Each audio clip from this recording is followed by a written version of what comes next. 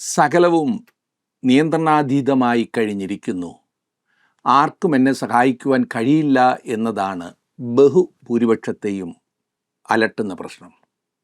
ദൈവം ഇന്നും സിംഹാസനത്തിലിരിക്കുന്ന കാര്യം നമ്മിൽ ചിലർ ഓർക്കേണ്ടതുണ്ട്. അവിടുന്ന് നമ്മുടെ പ്രാർത്ഥന കേൾക്കുകയും പ്രാർത്ഥനയ്ക്ക് ഉത്തരം നൽകുകയും ചെയ്യുന്നു. ആശ്ചര്യകരമായ കാര്യങ്ങൾ ഇന്നും ദൈവം ചെയ്തുകൊണ്ടിരിക്കുന്നു.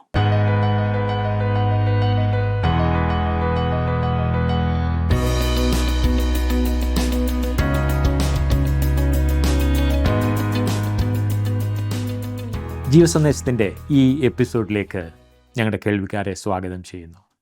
യെശയ്യാ പ്രവാചകൻ്റെ പുസ്തകം 5 വരെയുള്ള അധ്യായങ്ങളാണല്ലോ നമ്മൾ കഴിഞ്ഞ ദിവസം പഠിച്ചു നിർത്തിയത്. പ്രവാചകനായ യെശയ്യാവിൻ്റെ ജീവിതത്തിലും ശുശ്രൂഷയിലും വലിയ മാറ്റങ്ങൾ വരുത്തിയ ഒരു സംഭവത്തോടെയാണ് 6-ാം അധ്യായം ആരംഭിക്കുന്നത്. മഹാരാജാവായ ദൈവത്തെ അവിടുത്തെ മഹത്വത്തോടുകൂടെ ദർശിക്കുവാൻ പ്രവാചകന് ഭാഗ്യം ലഭിച്ചു. തൻ്റെ ജീവിതത്തിൻ്റെ നിലവാരവും ശുശ്രൂഷയുടെ തലവും മാറ്റിമറിച്ച സംഭവമായിരുന്നു അത്. യെശയ്യാ പ്രവാചകൻ്റെ പുസ്തകം 6-ാം അധ്യായം 1 മുതൽ 7 വരെയുള്ള വാക്യങ്ങൾ ഇന്നത്തെ നമ്മുടെ ചിന്താവിഷയമാകുന്നു.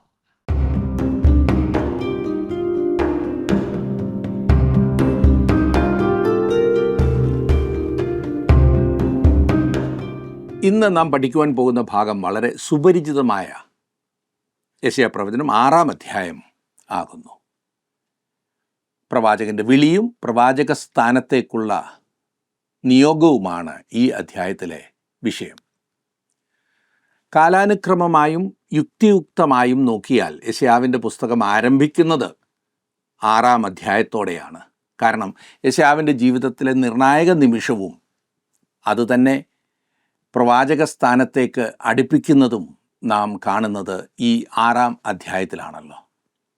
ഇതിനു മുമ്പ് പ്രവാചകൻ്റെ ജീവിതത്തെക്കുറിച്ചോ ദൈവവുമായുള്ള തൻ്റെ ബന്ധത്തെക്കുറിച്ചോ യാതൊരു രേഖയും നമുക്ക് ലഭിച്ചിരുന്നില്ല.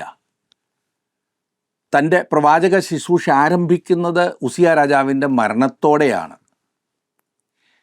കർത്താവിനെക്കുറിച്ച് യെശയ്യാവ് കണ്ട ദർശനമാണ് ആദ്യം നാം ഇവിടെ വായിക്കുന്നത്. 6-ാം അധ്യായത്തിൻ്റെ 1 മുതൽ 4 വരെയുള്ള വാക്യങ്ങളിൽ അതിൻ്റെ സമയം, സ്ഥലം, വ്യക്തി, മഹത്വം, ദൈവത്തിൻ്റെ വിശുദ്ധി എന്നിവയെ യെശയ്യാവ് നമുക്ക് കാണിച്ചു തരുന്നു. 6-ാം അധ്യായം എടുത്താൽ നമുക്ക് ആ ഭാഗം വായിക്കാം. ഞാൻ 1-ാം വാക്യം വായിക്കാം. ഉസിയ രാജാവ് മരിച്ച ആണ്ടിൽ കർത്താവ് ഉയർന്നും പൊങ്ങിയുമുള്ള സിംഹാസനത്തിലിരിക്കുന്നത് ഞാൻ കണ്ടു. അവൻ്റെ വസ്ത്രത്തിൻ്റെ വിളുമ്പുകൾ മന്ദിരത്തെ നിറച്ചിരുന്നു. ഉസിയാവിൻ്റെ ശവസംസ്കാരത്തെക്കുറിച്ചുള്ള ദുഃഖകരമായ ഒരു സൂചനയോടെയാണ് യെശയ്യാവ് ഈ അധ്യായം ആരംഭിക്കുന്നത്. ഉസിയ രാജാവ് ഒരു നല്ല രാജാവായിരുന്നു. ഇപ്പോൾ അവൻ മരിച്ചു കഴിഞ്ഞു. അനേകരും വിശ്വസിക്കുന്നത് തെക്കേ രാജ്യമായ യഹൂദയിലെ ഒടുവിലത്തെ നല്ല രാജാവായിരുന്നു ഉസിയാവ് എന്നത്രേ. അവൻ്റെ മരണശേഷം യഹോവയുടെ മഹത്വം ആ രാജ്യത്ത് നിലനിന്നില്ല എന്നവർ ചൂണ്ടിക്കാണിക്കുന്നു. ഏതായാലും ഞാനതേക്കുറിച്ച് തീർത്ത് പറയുന്നില്ല. ഇവിടെ ഉസിയാവ് ഫലസ്തീയർ, അറേബ്യക്കാർ, അമ്മോന്യർ എന്നിവരെ ജയിച്ചടക്കിയ ഒരു മഹാനായ രാജാവായിരുന്നു, സംശയമില്ല. അവൻ 52 വർഷം യഹൂദയെ ഭരിച്ചു. ദൈവത്തിൻ്റെ വാഗ്ദത്തപ്രകാരം ഈ കാലയളവിൽ രാഷ്ട്രം ഭൗതികമായി വളരെ അനുഗ്രഹിക്കപ്പെട്ടു. ഒരു വേദ പണ്ഡിതൻ പറഞ്ഞത് ഉസിയാവിൻ്റെ മരണത്തോടെ ഇസ്രായേലിൻ്റെ ദേശീയ മഹത്വവും മരിച്ചു എന്നാണ്. അതിൽ പിന്നെ ഇന്നുവരെ അത് വീണ്ടെടുക്കുവാൻ കഴിഞ്ഞിട്ടില്ല പോലും. ഈ പ്രസ്താവനയോട് ഞാനും വാസ്തവത്തിൽ യോജിക്കുന്നു. ഉസിയ രാജാവ് മരിച്ച ആണ്ടിൽ യെശയ്യാവ് ചിന്തിക്കുകയായിരുന്നു, ഉസിയാവ് എന്ന നല്ല രാജാവ് മരിച്ചു. അതും വളരെ നല്ലവനായിരുന്നവൻ. ദുഃഖകരമായൊരു മരണം അവനുണ്ടായി. ഇനിയും കാര്യങ്ങളെല്ലാം ആകെ കുഴപ്പത്തിലാകുവാൻ പോകുന്നു. ഈ യഹൂദ രാഷ്ട്രം അടിമകളായി പോകേണ്ടി വരും. ഈ കാണുന്ന സമൃദ്ധിയെല്ലാം നശിക്കും. സാമ്പത്തികമായി അവർ തകരും. അതേ തുടർന്ന് വലിയ ക്ഷാമവും മറ്റ് ബുദ്ധിമുട്ടുകളും വരാൻ പോകുന്നു. ഇങ്ങനെ ഒരു മാനസിക പിരിമുറുക്കത്തിൽ ഏതൊരു വ്യക്തിയും ചെയ്യാനിടയുള്ളതുപോലെ യെശയ്യാവ് ദേവാലയത്തിലേക്ക് പോയി. ദൈവത്തെ കണ്ടുമുട്ടാവുന്ന ശരിയായ സ്ഥലത്തേക്ക് അവൻ പോകുന്നതായി നാം കാണുന്നു. 29 സങ്കീർത്തനത്തിൻ്റെ 9 വാക്യത്തിൽ നാം വായിക്കുന്നത്, അവൻ്റെ മന്ദിരത്തിൽ സകലവും മഹത്വം എന്ന് ചൊല്ലുന്നു. ദൈവാലയത്തിൽ ഇസ്രായേലിൻ്റെ യഥാർത്ഥ രാജാവ് മരിച്ചിട്ടില്ല എന്ന യാഥാർത്ഥ്യം പ്രവാചകൻ കണ്ടെത്തി. നാം വായിച്ചത്, കർത്താവ് ഉയർന്നും പൊങ്ങിയുമുള്ള സിംഹാസനത്തിൽ ഇരിക്കുന്നത് ഞാൻ കണ്ടു എന്നത്രേ. ദൈവം തൻ്റെ സിംഹാസനത്തിൽ ഇരിക്കുന്നു. മൂക്കിൽ ശ്വാസമുള്ള മനുഷ്യനെ വിട്ടൊഴിയുക, അവനിൽ ആശ്രയം വെക്കരുത് എന്ന് യെശയ്യാപ്രവചനം 2 അധ്യായത്തിൽ നമ്മോട് പറഞ്ഞത് ഓർക്കുന്നുണ്ടല്ലോ. മനുഷ്യൻ പുറത്തേക്ക് ശ്വാസം വിടുമ്പോൾ വീണ്ടും ആ ശ്വാസം അകത്തേക്കെടുക്കുവാൻ കഴിയുമോ എന്ന് അവന് ഒരു ഉറപ്പുമില്ല. ശ്വാസഗതി നിലച്ചാൽ മനുഷ്യൻ വെറും മണ്ണായി മാറില്ലേ? അതുകൊണ്ട് മനുഷ്യനിൽ നാം ആശ്രയം വെക്കരുത്. ഇവിടെ ഇതാ ഉസിയ രാജാവ് മരിച്ചു. അവൻ മനുഷ്യനായിരുന്നു, അവൻ മരിച്ചു പോയിരിക്കുന്നു. അതൊരു യാഥാർത്ഥ്യം. യഹൂദയിലെ സിംഹാസനം ഇപ്പോൾ ഒഴിഞ്ഞു കിടക്കുന്നു. എന്നാൽ ഈ ഭൗമിക സിംഹാസനത്തിനപ്പുറം ഒരു സ്വർഗീയ സിംഹാസനമുണ്ട്. അതിൽ യഹോവ ഇരിക്കുന്നതായിട്ടത്രേ പ്രവാചകൻ കാണുന്നത്. ഇക്കാലത്തെ ക്രൈസ്തവ ലോകത്ത് അനേകർക്കും ലഭിക്കേണ്ട ഒരു ദർശനമാണിത് എന്നത്ര ഞാൻ കരുതുന്നത്. ശുഭാപ്തി വിശ്വാസം നഷ്ടപ്പെടേണ്ട യാതൊരു കാര്യവും ഞാൻ കാണുന്നില്ല. ലോകചരിത്രത്തിലെ നിർണായക ദിനങ്ങളിലാണ് നാം ഇപ്പോൾ ആയിരിക്കുന്നത്. ചിലർ പറയുന്നു, ലോകത്തിൻ്റെ ഈ ഭയങ്കര അവസ്ഥയൊന്ന് നോക്കൂ, നമ്മുടെ രാജ്യത്തിൻ്റെയും നമ്മുടെ പട്ടണങ്ങളുടെയും അധപ്പതിച്ച സ്ഥിതിയെ ഒന്ന് കാണൂ, ഇത് ഈ വഴിക്ക് തന്നെ വരും എന്ന് നമ്മുടെ കർത്താവ് പറഞ്ഞിട്ടില്ലേ? ഗോതമ്പിനിടയിൽ കളയും പ്രത്യക്ഷപ്പെടുമെന്ന് കർത്താവ് പറഞ്ഞത് ഓർക്കുന്നില്ലേ? രണ്ടും ഒരുമിച്ച് വളരാൻ അവൻ ഇപ്പോൾ അനുവദിക്കുകയാണ്. ഇന്നത്തെ എൻ്റെ ജോലി ദൈവവചനമാകുന്ന വിത്ത് വിതയ്ക്കുക എന്നത് മാത്രമാണ്. ഒരു കൊയ്ത്ത് വരുന്നുണ്ടെന്ന് എനിക്കറിയാം. അതേക്കുറിച്ച് നാം ആകുലപ്പെടേണ്ടതില്ല. കൊയ്ത്തിൻ്റെ കാര്യം ദൈവം നോക്കിക്കൊള്ളും. നമ്മുടെ പണി വിത്ത് വിതയ്ക്കുക എന്നതാണ്. അതായത് ആവശ്യത്തിലിരിക്കുന്ന ഹൃദയങ്ങളിൽ ദൈവവചനം എത്തിച്ചു കൊടുക്കുക എന്നാണ് ഞാൻ ഉദ്ദേശിച്ചത്. കൊയ്ത്തിൻ്റെ യജമാനന് അതിനുള്ള പ്രതിഫലം ആ നാളിൽ നമുക്ക് തരും.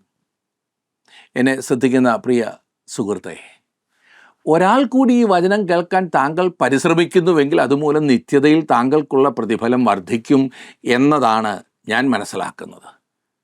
തികച്ചും മഹത്തായ ഒരു കാലഘട്ടത്തിലാണ് നാം ജീവിക്കുന്നത്. മുൻകാലങ്ങളെക്കാൾ അധികമായി അനേകം ജനങ്ങൾക്കിടയിലേക്ക് ദൈവത്തിൻ്റെ വചനം കടന്നു ചെന്നുകൊണ്ടിരിക്കുന്നു.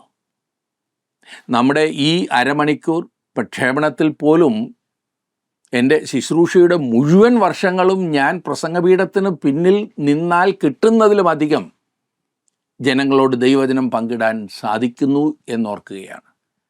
അതെ, ദൈവവചനം ലോകത്തെല്ലായിടത്തും കടന്നു ചെന്നുകൊണ്ടിരിക്കുന്നു. ലോകത്തിൻ്റെ സംഭവഗതികൾ ഒരു മുന്നറിയിപ്പാണെന്ന് ഞാൻ മനസ്സിലാക്കുന്നു. അതെ, യഥാർത്ഥമായും വിത്ത് ഇന്ന് വാരി വിതറുകയാണ്. എന്നാൽ വിളവിനെക്കുറിച്ചുള്ള ശരിയായ കാഴ്ചപ്പാട് നമുക്കുണ്ടായിരിക്കണം. ഈ കാലത്ത് ദൈവത്തിൻ്റെ വചനം വിതയ്ക്കുന്നത് വളരെ ആവശ്യമാണ്. പ്രവാചകൻ യെശയ്യാവ് ദേവാലയത്തിലേക്ക് ചെന്നപ്പോൾ ദൈവം സിംഹാസനത്തിലിരിക്കുന്നതായി അവൻ കണ്ടു.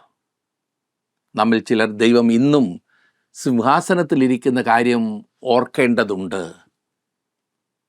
അവൻ നമ്മുടെ പ്രാർത്ഥന കേൾക്കുകയും ഉത്തരം നൽകുകയും ചെയ്യുന്നു എന്ന് മറക്കരുത്. അത്ഭുതങ്ങളായ കാര്യങ്ങൾ ഇന്നും അവൻ ചെയ്തുകൊണ്ടിരിക്കുന്നു. ദൈവാലയത്തിലേക്ക് ചെന്നപ്പോൾ യെശയ്യാവ് മറ്റൊരു കാര്യവും കൂടി കണ്ടെത്തി. കർത്താവ് ഉയർന്നും പൊങ്ങിയുമുള്ള സിംഹാസനത്തിലാണെന്നും അവൻ്റെ വസ്ത്രത്തിൻ്റെ വിളുമ്പുകൾ മന്ദിരത്തെ നിറച്ചിരിക്കുന്നു എന്നും അവൻ കണ്ടു. ദൈവത്തെ സംബന്ധിച്ച് നാം മനസ്സിലാക്കേണ്ട രണ്ടാമത്തെ കാര്യമാണിത്.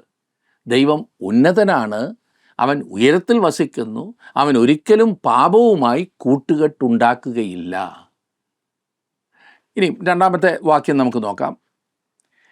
സാറാഫുകൾ അവന് ചുറ്റും നിന്നു, ഓരോരുത്തന് 6 ചിറകുണ്ടായിരുന്നു. 2 കൊണ്ട് അവർ മുഖം മൂടി, 2 കൊണ്ട് കാൽ മൂടി, 2 കൊണ്ട് പറന്നു. ദൈവസിംഹാസനത്തിന് ചുറ്റിലും സാറാഭുകൾ നിന്നിരുന്നു. തിരുവചനത്തിൽ ദൈവത്തിൻ്റെ സൃഷ്ടിയായ ഈ ജീവികളെക്കുറിച്ച് പറയുന്ന ചുരുക്കം വേദഭാഗങ്ങളിൽ ഒന്നാണിത്. യഥാർത്ഥത്തിൽ ഇവരെക്കുറിച്ച് ഒന്നും തന്നെ നമുക്കറിയില്ല. സാറാഫ് എന്ന വാക്കിൻ്റെ അർത്ഥം ദഹിപ്പിക്കുക എന്നാണ്. പാപയാഗത്തോടും ന്യായവിധിയോടും ബന്ധപ്പെടുത്തി പറയുന്ന വാക്കാണല്ലോ ഇത്. കെരൂബുകളിൽ നിന്നും സാറാഫുകൾ വ്യത്യസ്തമാണെന്നത് വ്യക്തമാണ്. സാറാഫുകൾ പാപത്തെ വെളിച്ചത്താക്കുന്നു, എന്നാൽ കെരൂബുകൾ ദൈവത്തിൻ്റെ വിശുദ്ധിയെ കാക്കുന്നു. ക്രിസ്തുവിൻ്റെ ആളത്വത്തെ സൂചിപ്പിക്കുന്ന സൗരഭ്യവാസനയായ യാഗങ്ങളോട് ബന്ധപ്പെടുത്തി സാറാഫുകൾ എന്ന വാക്ക് നാം ഒരിക്കലും കാണുന്നില്ല. സാറാഫുകൾ പ്രവർത്തന നിരതരാണ്, എന്നാൽ കെരൂബുകൾ എപ്പോഴും പ്രവർത്തനത്തിൽ അല്ല. യെഹെസ്കേൽ പ്രവചനത്തിലും വെളിപ്പാട് പുസ്തകത്തിലും ഇവർ രണ്ടിനെയും ജീവികൾ എന്നാണ് വിശേഷിപ്പിച്ച് നാം കാണുന്നത്. യെശയ്യാവിൻ്റെ ദർശനത്തിൽ സാറാഫുകൾ ദൈവത്തിൻ്റെ വിശുദ്ധിയെ കാക്കുന്നവരാണ്. ദൈവം ഉയർന്നും പൊങ്ങിയുമുള്ള സിംഹാസനത്തിൽ ഇരിക്കുന്നു. ദുഷ്ടതയുമായി ദൈവം പൊരുത്തപ്പെടുകയില്ല. അതിനായി ഞാൻ ദൈവത്തെ സ്തുതിക്കുന്നു. എൻ്റെയും നിങ്ങളുടെയും ജീവിതത്തിലുള്ള തിന്മയോടും അവൻ ഒരിക്കലും അനുരഞ്ജനപ്പെടുകയില്ല. കാരണം ഈ ലോകത്തിലെ എല്ലാവിധ ദുഃഖങ്ങളും കൊണ്ടുവരുന്നത് തിന്മയാണ്, പാപമാണ്. അതെ, പാപം ഒരിക്കലും ദൈവം അനുവദിക്കുകയില്ല.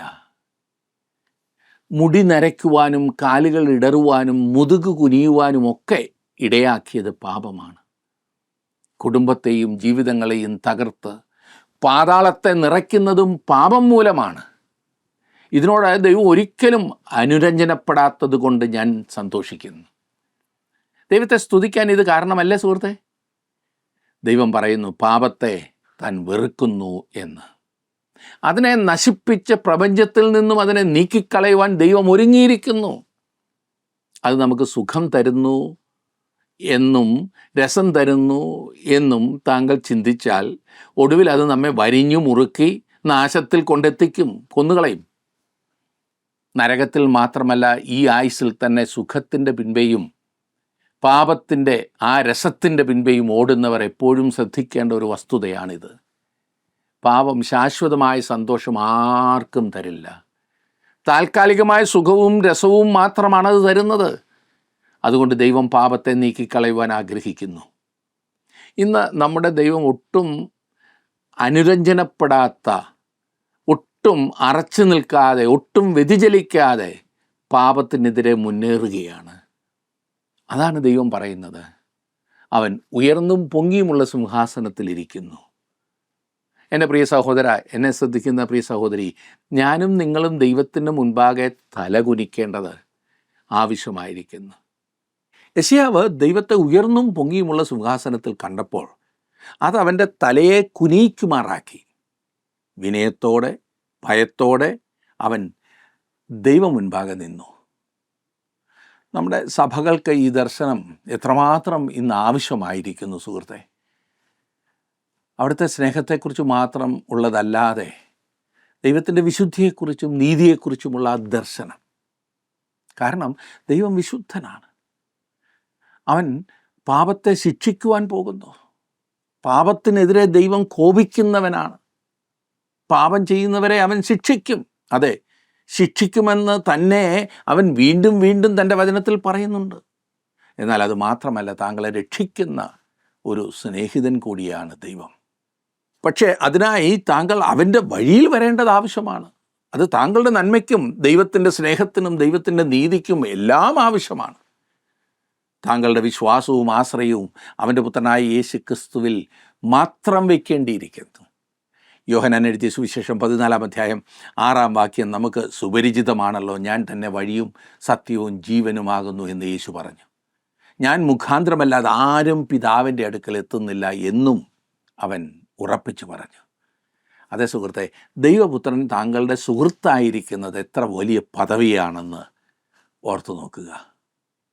ഇനിയും 3-ാം വാക്യം, 6-ാം അധ്യായത്തിൻ്റെ 3-ാം വാക്യം, ഒരുത്തനോടൊരുത്തൻ സൈന്യങ്ങളുടെ യഹോവ പരിശുദ്ധൻ പരിശുദ്ധൻ പരിശുദ്ധൻ, സർവ്വഭൂമിയും അവൻ്റെ മഹത്വം കൊണ്ട് നിറഞ്ഞിരിക്കുന്നു എന്ന് ആർത്തു പറഞ്ഞു. ദൈവത്തിൻ്റെ വിശുദ്ധിയെയും മഹത്വത്തെയുമാണ് ഇവിടെ ഇത് ചിത്രീകരിക്കുന്നത്. അവൻ ഉയർന്നും പൊങ്ങിയുമുള്ള സിംഹാസനത്തിൽ ഇരിക്കുന്നു. ഈ അവസ്ഥയിൽ ഇന്ന് നാം അവനെ കാണുന്നു എങ്കിൽ നിശ്ചയമായും അത് നമ്മെ താണ നിലയിലുള്ള ജീവിതത്തിൽ നിന്നും വിടുവിക്കും. യേശുവിനോടൊത്തുള്ള ജീവിതം വളരെ ലാഘവത്തോടെ കാണുന്ന അനേകം ആളുകളുണ്ട്. അങ്ങനെയുള്ള ആ സ്ഥിതിവിശേഷത്തിൽ നിന്നും അവൻ നമ്മെ വിടുവിക്കും. വളരെ ഗൗരവത്തോടു കൂടി ഈ ജീവിതത്തെ വീക്ഷിക്കുവാൻ നമുക്ക് സാധിക്കും.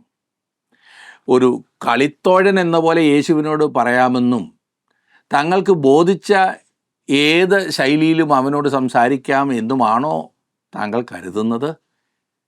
എൻ്റെ സുഹൃത്തെ, ദൈവസന്നിധിയിലേക്ക് ധൃതിപ്പെട്ട് കടന്നു ചെല്ലുവാൻ താങ്കൾക്ക് കഴിയില്ല. അവിടുന്ന് അത് അനുവദിച്ചിട്ടുമില്ല. ക്രിസ്തുവിൽ കൂടി മാത്രമേ നിങ്ങൾക്കും എനിക്കും പിതാവാൻ ദൈവത്തിങ്കിലേക്ക് പ്രവേശനമുള്ളൂ.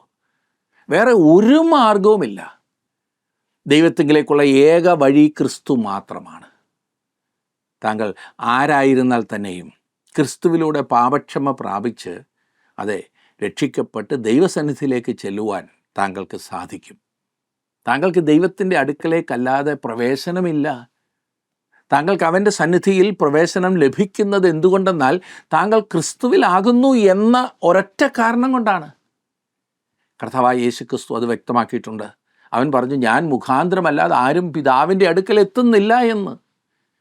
താങ്കൾ യേശുവിൻ്റെ പൈതലായി തീർന്നിട്ടുണ്ടെങ്കിൽ ധൈര്യത്തോടെ താങ്കൾക്ക് അവൻ്റെ അടുത്തേക്ക് കടന്നു ചെല്ലാം. മറ്റൊന്നിൻ്റെയും അടിസ്ഥാനത്തിൽ അത് സാധിക്കില്ല. 4-ാം വാക്യത്തിൽ നാം വായിക്കുന്നത്, അവർ ആർക്കുന്ന ശബ്ദത്താൽ ഉമ്മരപ്പടികളുടെ അടിസ്ഥാനങ്ങൾ കുലുങ്ങി, ആലയം പുക കൊണ്ട് നിറഞ്ഞു. ദൈവത്തെ ദൈവാലയത്തിൽ ചെന്ന് കണ്ട യെശയ്യാവിൻ്റെ ആ അനുഭവങ്ങളാണ് ഇവിടെ പറയുന്നത്. ദൈവത്തിൻ്റെ വിശുദ്ധിയെക്കുറിച്ച് സാറാഫുകൾ ആർത്തുപാടുകയാണ്. യെശയ്യാവിൽ അത് എപ്രകാരം ഉള്ള ഒരു പ്രതികരണം ഉണ്ടാക്കിയെന്ന് നോക്കുക. 5-ാം വാക്യം, അപ്പോൾ എനിക്കയ്യോ കഷ്ടം, ഞാൻ നശിച്ചു, ഞാൻ ശുദ്ധിയില്ലാത്ത അധരങ്ങളുള്ള ഒരു മനുഷ്യൻ, ശുദ്ധിയില്ലാത്ത അധരങ്ങളുള്ള ജനത്തിൻ്റെ നടുവിൽ വസിക്കുന്നു. എൻ്റെ കണ്ണ് സൈന്യങ്ങളുടെ യഹോവയായ രാജാവിനെ കണ്ടുവല്ലോ എന്ന് പറഞ്ഞു. ദൈവത്തിൻ്റെ വിശുദ്ധിയെ ദർശിക്കുന്ന ഒരു വ്യക്തിക്കുണ്ടാകുന്ന ആ മാറ്റം ഇവിടെ പ്രവാചകനിൽ വ്യക്തമായി കാണുന്നു. ഈ അനുഭവത്തിനു മുമ്പും യെശയ്യാവ് ദൈവത്തിൻ്റെ മനുഷ്യനായിരുന്നു എന്നോർക്കണം. അവൻ ഒരു ദൈവഭക്തനായിരുന്നു. എന്നിട്ടും ഈ പ്രത്യേക അനുഭവം തന്നിൽ വളരെ വലിയ സ്വാധീനമുണ്ടാക്കി. ഇത് തന്നിൽ വിപ്ലവകരമായ പ്രതികരണമാണ് ഉളവാക്കിയത്. താൻ യഥാർത്ഥത്തിൽ എങ്ങനെയായിരിക്കുന്നുവോ അങ്ങനെ തന്നെ ദൈവം മുൻപാകെ തനിക്ക് തന്നെ കാണുവാൻ കഴിഞ്ഞു. ഇന്ന് നമ്മിൽ അനേകരുടെയും പ്രശ്നം എന്താണെന്ന് വെച്ചാൽ നാം ദൈവവചനത്തിൻ്റെ വെളിച്ചത്തിൽ നടക്കുന്നില്ല എന്നതത്രേ. നാം അങ്ങനെ ചെയ്യുന്നുവെങ്കിൽ നാം നമ്മെ തന്നെ കാണുമായിരുന്നു. യോഹന്നാൻ തൻ്റെ 1-ാം ലേഖനത്തിൻ്റെ ആദ്യത്തെ അധ്യായത്തിൽ പറയുന്നതും ഇതാണ്. അവൻ പറഞ്ഞു, അവൻ വെളിച്ചത്തിലിരിക്കുന്നത് പോലെ നാം വെളിച്ചത്തിൽ നടക്കുന്നുവെങ്കിൽ നമുക്ക് തമ്മിൽ കൂട്ടായ്മയുണ്ട്. അവൻ്റെ പുത്രനായ യേശുവിൻ്റെ രക്തം സകല പാപവും പോക്കി നമ്മെ ശുദ്ധീകരിക്കുന്നു. നാം അവൻ്റെ വചനത്തിൻ്റെ വെളിച്ചത്തിൽ നടക്കുന്നുവെങ്കിൽ യെശയ്യാവ് കണ്ടതുപോലെ തന്നെ നാം കാണുവാൻ പോകുന്നു. നശിച്ചവനെന്നും ശുദ്ധിയില്ലാത്ത അധരങ്ങളുള്ളവനെന്നും തന്നെ അവൻ തന്നെ മനസ്സിലാക്കി. താങ്കൾ യോഗ്യനെന്നും ചിലതൊക്കെ നേടിയവനെന്നും ചിന്തിക്കുന്നുവെങ്കിൽ പ്രിയ സുഹൃത്തെ, താങ്കൾ ഒരിക്കലും യഥാർത്ഥമായി ദൈവത്തെ കണ്ടിട്ടില്ല എന്നാണത് കാണിക്കുന്നത്. യെശയ്യാവിനുണ്ടായതുപോലെയുള്ള അനുഭവം ഇയ്യോബിൻ്റെ ജീവിതത്തിലും ഉണ്ടായി എന്ന് നാം വായിക്കുന്നു. അവൻ അപ്പോൾ പ്രതികരിച്ചത്, ഞാൻ എന്നെ തന്നെ വെറുത്തു എന്നത്രേ. ഇയ്യോബ് സ്വയനീതിക്കാരനായ ഒരു മനുഷ്യനായിപ്പോയിരുന്നു. തന്നെ പിച്ചി ചീന്തുവാൻ ശ്രമിച്ച കൂട്ടുകാരുടെ മുന്നിൽ തൻ്റെ സത്യസന്ധതയെ തെളിയിക്കുവാൻ ഇയ്യോബിന് ശ്രമിക്കേണ്ടതായി വന്നു. നീ ഒരു വലിയ പാപിയാണെന്ന് സ്നേഹിതന്മാർ ഇയ്യോബിനോട് പറഞ്ഞപ്പോൾ അവൻ പ്രതികരിച്ച ആ വിധം ഓർക്കുന്നില്ലേ? അറിയുന്നിടത്തോളം ഞാൻ ഒരു നീതിമാനാകുന്നു എന്ന് അവൻ്റെ വീക്ഷണത്തിൽ താൻ പറഞ്ഞത് ശരിയായിരുന്നു. അങ്ങനെ അവൻ തൻ്റെ നേരെ ഉണ്ടായ ആരോപണങ്ങൾ ജയിച്ചു. എന്നാൽ അവൻ തികഞ്ഞവനല്ലായിരുന്നു. ദൈവസന്നിധിയിൽ വന്നപ്പോൾ യോബിന് തൻ്റെ നീതിയെ ഉയർത്തിപ്പിടിക്കുവാൻ കഴിഞ്ഞില്ല. വാസ്തവത്തിൽ താൻ ആരാകുന്നു എന്ന് യോബ് സ്വയം മനസ്സിലാക്കിയപ്പോൾ അവൻ പറഞ്ഞു, ഞാൻ നിന്നെക്കുറിച്ചൊരു കേൾവി മാത്രമേ കേട്ടിരുന്നുള്ളൂ, ഇപ്പോഴോ എൻ്റെ കണ്ണാൽ നിന്നെ കാണുന്നു. ആകയാൽ ഞാൻ എന്നെ തന്നെ വെറുത്ത് പൊടിയിലും ചാരത്തിലും കിടന്ന് അനുതപിക്കുന്നു. ദൈവവചനത്തിൻ്റെ വെളിച്ചത്തിൽ താങ്കൾ നടക്കുന്നുവെങ്കിൽ താങ്കൾ യഥാർത്ഥമായി താങ്കളെ തന്നെ കാണും. അപ്പോൾ ഒരു ദൈവപൈതലാണെങ്കിൽ കൂടിയും പാപങ്ങളെ കഴുകി ശുദ്ധീകരിക്കുന്ന യേശുവിൻ്റെ രക്തം ഇപ്പോഴും താങ്കൾക്ക് ആവശ്യമുണ്ടെന്ന് ബോധ്യപ്പെടും. അതാണ് ഞാൻ ഉദ്ദേശിച്ചത്. ദൈവസന്നിധിയിൽ വന്ന മറ്റ് മനുഷ്യർക്കും ഇതേപോലെയുള്ള പ്രതികരണമാണ് ഉണ്ടായിട്ടുള്ളതെന്ന് താങ്കൾക്ക് കാണാൻ കഴിയും. ഓർക്കുന്നില്ലേ, പത്മോസ് ദ്വീപിൽ വെച്ച് ദൈവമഹത്വം കണ്ട യോഹന്നാൻ എഴുതിയത് എന്താകുന്നു എന്ന്? വെളിപ്പാട് പുസ്തകം 1-ാം അധ്യായത്തിൻ്റെ 17-ാം വാക്യത്തിൽ അവൻ പറയുന്നു, അവനെ കണ്ടിട്ട് ഞാൻ മരിച്ചവനെ പോലെ അവൻ്റെ കാൽക്കൽ വീണു.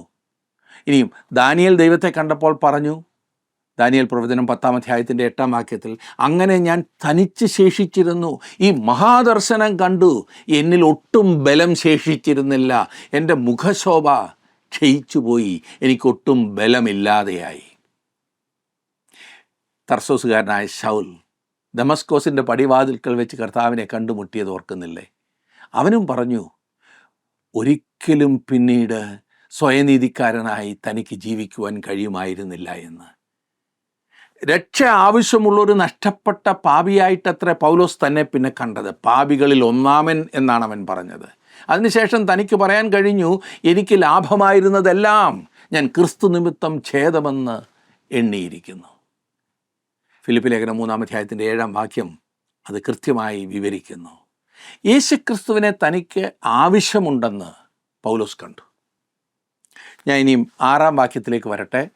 6-ാം അധ്യായത്തിൻ്റെ 6-ാം വാക്യം. അപ്പോൾ സാറാഫുകളിൽ ഒരുത്തൻ യാഗപീഠത്തിൽ നിന്ന് കൊടിൽ കൊണ്ട് ഒരു തീക്കനൽ എടുത്ത് കയ്യിൽ പിടിച്ചുകൊണ്ട് എൻ്റെ അടുക്കൽ പറന്നു വന്നു. നോക്കണേ, അശുദ്ധനാകുന്നു എന്ന് സ്വയം മനസ്സിലാക്കിയപ്പോൾ, ശുദ്ധീകരണം ആവശ്യമാകുന്നു എന്ന് സമ്മതിച്ചപ്പോൾ ദൈവം യെശയ്യാവിനെ യഥാസ്ഥാനപ്പെടുത്തുന്നു. ദൈവസന്നിധിയിൽ വരുമ്പോൾ നമ്മുടെ ജീവിതത്തിൽ ഉണ്ടാകേണ്ട ഒരു അതിമഹത്തായ പ്രക്രിയയാകുന്നു ഇത്. ഈ തീക്കനൽ പാപത്തെ ദഹിപ്പിക്കുന്ന യാഗപീഠത്തിൽ നിന്നുള്ളതാണ്. 7-ാം അധ്യായത്തിൽ ക്രിസ്തുവിൻ്റെ ജനനത്തെക്കുറിച്ചുള്ള പ്രവചനം നാം കാണുന്നുണ്ട്. എന്നാൽ ക്രിസ്തുവിൻ്റെ മനുഷ്യാവതാരമല്ല, പിന്നെയോ തൻ്റെ ക്രൂശുമരണമാണ് നമ്മെ രക്ഷിക്കുന്നത്. നോക്കണം, അക്കാരണത്താൽ യാഗപീഠത്തിൽ നിന്നുള്ള തീക്കനൽ യെശയ്യാവിന് ആവശ്യമായിരുന്നു. അത് ക്രിസ്തുവിൻ്റെ കാൽവറി യാഗത്തിൻ്റെ പ്രതിരൂപമാണല്ലോ. ഈ തീക്കനൽ എല്ലാ പാപങ്ങളിൽ നിന്നും നമ്മെ കഴുകി ശുദ്ധീകരിക്കുന്ന യേശുവിൻ്റെ രക്തത്തെയാണ് സൂചിപ്പിക്കുന്നത്. ഒരു വാക്യം കൂടി നമുക്ക് നോക്കാം. 7-ാം വാക്യത്തിൽ നാം വായിക്കുന്നത്, അത് എൻ്റെ വായ്ക്ക് തൊടുവിച്ചു, ഇതാ ഇത് നിൻ്റെ അധരങ്ങളെ തൊട്ടതിനാൽ നിൻ്റെ അകൃത്യം നീങ്ങി നിൻ്റെ പാപത്തിന് പരിഹാരം വന്നിരിക്കുന്നു എന്ന് പറഞ്ഞു. യെശയ്യാവ് ശുദ്ധിയില്ലാത്ത അധരങ്ങളുള്ള മനുഷ്യനായിരുന്നു. ശുദ്ധീകരണത്തിനായുള്ള വ്യവസ്ഥ ഏറ്റുപറച്ചിലാണ്. യോഹന്നാൻ്റെ ലേഖനം 1-ാം ലേഖനം 1-ാം അധ്യായം 9-ാം വാക്യത്തിൽ നാം വായിക്കുന്നത്, നമ്മുടെ പാപങ്ങളെ ഏറ്റുപറയുന്നുവെങ്കിൽ അവൻ നമ്മോട് പാപങ്ങളെ ക്ഷമിച്ച് സകല അനീതിയും പോക്കി നമ്മെ ശുദ്ധീകരിപ്പാൻ തക്കവണ്ണം വിശ്വസ്തനും നീതിമാനുമാകുന്നു എന്നാണ്. ഈ തീക്കനൽ യേശുക്രിസ്തുവിൻ്റെ പ്രതീകമല്ലാതെ മറ്റൊന്നുമല്ല എന്ന് പിന്നെയും ഞാൻ ആവർത്തിച്ച് പറയട്ടെ. ഉയർന്നും പൊങ്ങിയുമുള്ള സിംഹാസനത്തിലിരിക്കുന്നവൻ അവനാണ്. കാൽവറിയിലെ ക്രൂശിൽ ഉയർത്തപ്പെട്ടവനും അവൻ തന്നെ. അവൻ അങ്ങനെ ഉയർത്തപ്പെടേണ്ടത് തികച്ചും ആവശ്യമായിരുന്നു. കാരണം ലോകത്തിൻ്റെ പാപം ചുമക്കുന്ന ദൈവത്തിൻ്റെ കുഞ്ഞാടായി നമ്മിൽ ഒരുവനെ പോലെ അവൻ ഈ ഭൂമിയിൽ താണിറങ്ങി വന്നു. അങ്ങനെ യെശയ്യാവിൻ്റെ അധരങ്ങൾ ശുദ്ധിയുള്ളതായി തീർന്നു. വാസ്തവത്തിൽ ഈ വിവരണം നാവിൽ തീക്കനൽ തൊടുവിച്ചത് ആന്തരികമായി യെശയ്യാവിൽ ഉണ്ടായ രൂപാന്തരത്തിൻ്റെ പ്രതീകാത്മകമായ പ്രവൃത്തിയാകുന്നു എന്നത്രേ ഞാൻ കരുതുന്നത്. ഹൃദയത്തിൽ നിറഞ്ഞു കവിയുന്നതാണല്ലോ മനുഷ്യൻ്റെ അധരം സംസാരിക്കുന്നത്. അതായത് അധരം ശുദ്ധിയുള്ളതെങ്കിൽ ഹൃദയവും ശുദ്ധിയുള്ളത് തന്നെ. അതാണ് അതിൻ്റെ അർത്ഥം. പുതിയ നിയമത്തിലും അയ്യോ ഞാൻ നശിച്ചു എന്ന് വിലപിച്ച ഒരു മനുഷ്യനെ നാം കാണുന്നുണ്ട്. അതെ, വിശുദ്ധ പൗലോസ്, അയ്യോ ഞാൻ അരിഷ്ട മനുഷ്യൻ, ഈ മരണത്തിന് അധീനമായ ശരീരത്തിൽ നിന്ന് എന്നെ ആർ വിടുവിക്കുമെന്ന് അവൻ കരയുന്നത് റോമാലേഖനം 7-ാം അധ്യായത്തിൻ്റെ 24-ാം വാക്യത്തിൽ നാം കാണുന്നുണ്ട്. പൗലോസ് ഇപ്രകാരം വിലപിക്കുന്ന സമയത്ത് അവനൊരു നഷ്ടപ്പെട്ട പാപിയായിരുന്നില്ല. ഈ കാര്യം പറയുമ്പോൾ അവൻ രക്ഷിക്കപ്പെട്ട ഒരു ദൈവപൈതലായി ദൈവവേലയിലായിരുന്നു. ദൈവത്തിനു വേണ്ടി തീഷ്ണതയോടെ പ്രവർത്തിച്ചുകൊണ്ടിരുന്ന, തന്നിൽ തന്നെ ഒരു വിധത്തിലും ഉള്ള കഴിവില്ലെന്നും പരിശുദ്ധാത്മാവിനാൽ മാത്രമേ തനിക്ക് ദൈവത്തെ പ്രസാദിപ്പിക്കുന്ന ജീവിതം ജീവിക്കുവാൻ സാധിക്കൂ എന്നും അവൻ തെളിയിക്കുകയായിരുന്നു.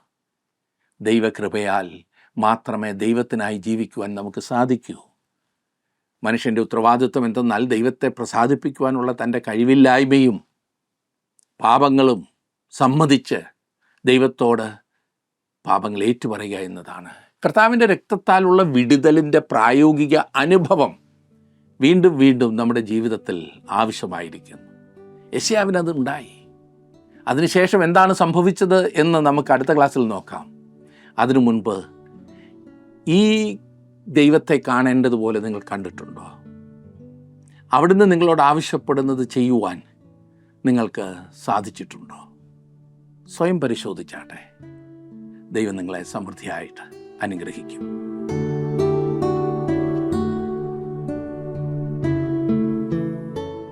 ക്രിസ്തു ശിഷ്യനായ വിശുദ്ധ പത്രോസ് എഴുതിയിരിക്കുന്നത്, ഞങ്ങൾ നമ്മുടെ കർത്താവായ യേശു ക്രിസ്തുവിൻ്റെ ശക്തിയും പ്രത്യക്ഷതയും നിങ്ങളോട് അറിയിച്ചത് നിർമ്മിത കഥകളെ പ്രമാണിച്ചിട്ടല്ല, അവൻ്റെ മഹിമ കണ്ട സാക്ഷികളായി തീർന്നിട്ടത്രേ എന്നാകുന്നു.